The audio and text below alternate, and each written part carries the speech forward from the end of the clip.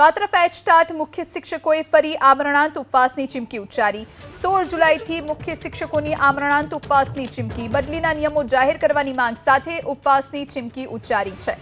15 જુલાઈ સુધીમાં નિરાકરણ નહીં આવે તો ઉપવાસની તેમણે ચીમકી ઉચ્ચારી છે।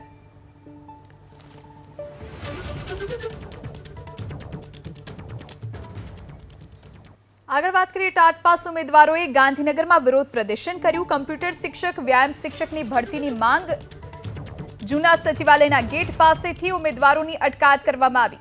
40થી વધારે ઉમેદવારોની પોલીસે અટકાયત કરી છે। તો ટાટ પાસ ઉમેદવારો એકઠા થયા અને ગાંધીનગરમાં તેમણે વિરોધ કર્યો। કમ્પ્યુટર શિક્ષક, વ્યાયામ શિક્ષકે ભરતીની માંગ કરી છે। જૂના સચિવાલયના ગેટ પાસેથી ઉમેદવારોને અટકાયત કરવામાં આવી છે। 40થી વધારે ઉમેદવારોની પોલીસે અટકાયત કરી છે।